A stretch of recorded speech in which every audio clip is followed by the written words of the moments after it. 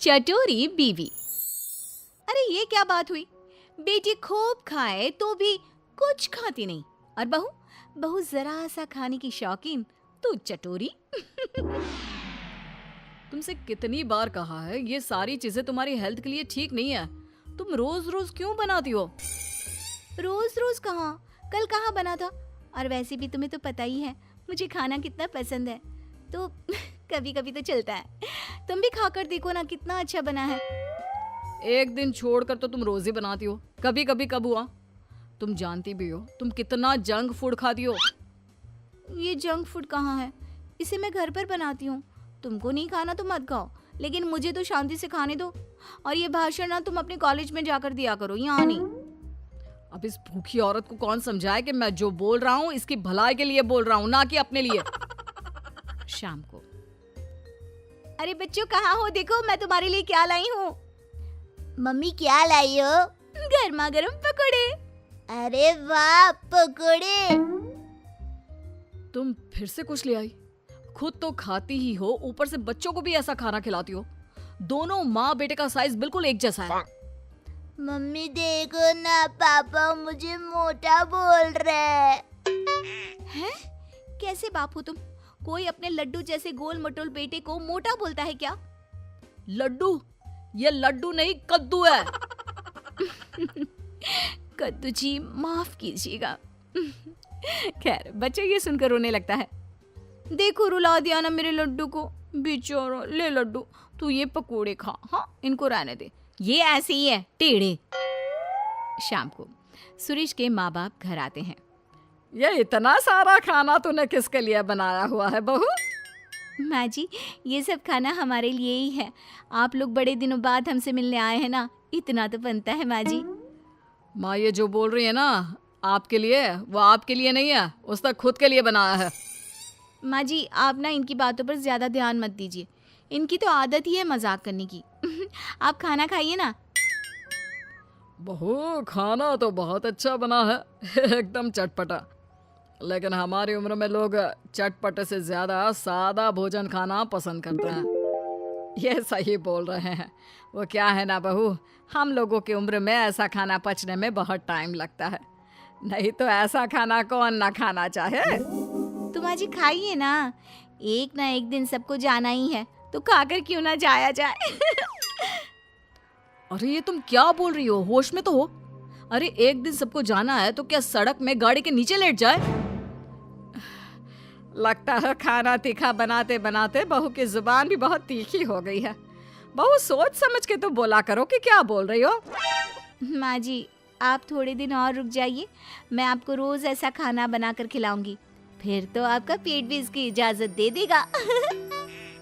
बेटा लड़का है, बहू ऐसा खाना खिलाकर मेरा पत्ता जल्दी काटने का सोच रही है। भगवान बचाए ऐसे बहू से। ठीक है माँ जी, लेकिन थोड़ा खाना और तो लीजिए।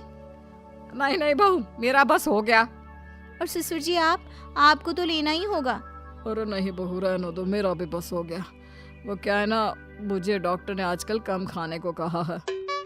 अरे पूछना बंद करो, तुम्हें समझ में नहीं आता। वो इस खाने को खाना नहीं चाहते।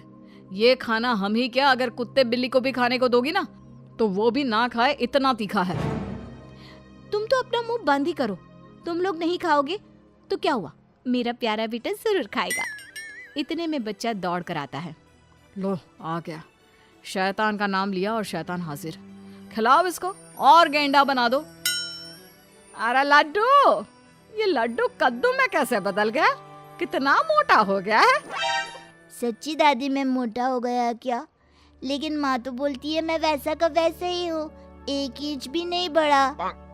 अरे कितना कमजोर है मेरा बच्चा, हाय मेरा बच्चा।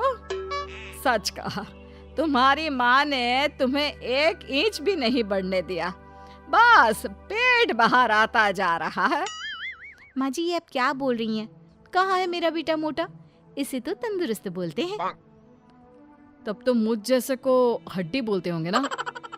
आप सभी लोग ना मेरे बेटे और मेरा मजाक मत उड़ाइए। चल बेटा हम चलते हैं हमारे कमरे में, वहीं जाकर खाएंगे। ऐसे ही सुरेश की बीवी कुछ न कुछ नया बनाकर खाती रहती थी, लेकिन एक दिन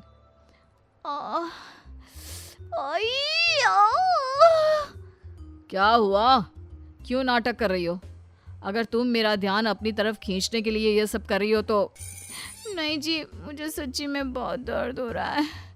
इतना दर्द जैसे पेट में आग लग गई हो। क्या सच्ची में? क्या खाया था? आग पेट में लग गई? कैसे? मैं दर्द से परेशान हूँ और आपको मजाक लग रहा है। मैं ये दर्द नहीं सह पाऊंगी। मुझे डॉक्टर के पास ले चलिए प्लीज। पागल, डॉक्टर के पास नहीं, तुझे तो किसी खाने के ठेले में खड़ा कर देते हैं। क्यों? वहीं जाकर तुम ठीक हो जाओगी। सुरेश अपनी बीवी को पास के हॉस्पिटल ले जाता है और उसे दिखाता है।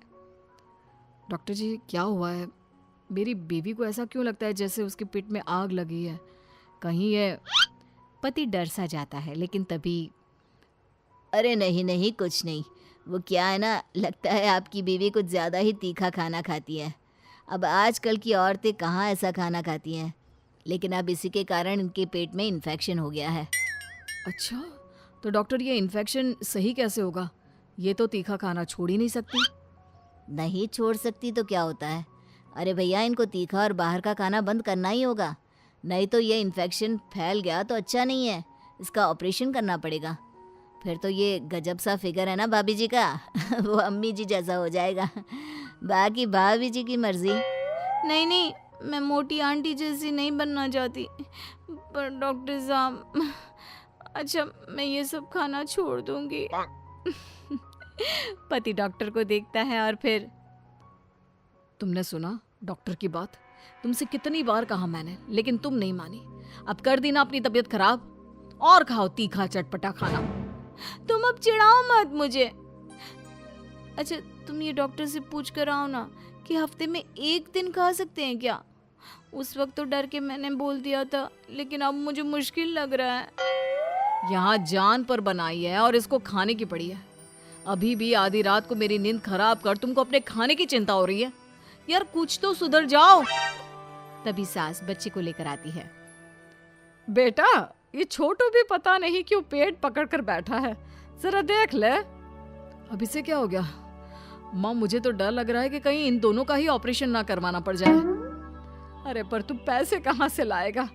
वैसे बहू के गहने हैं ना, उसे बेच सकते हैं हम।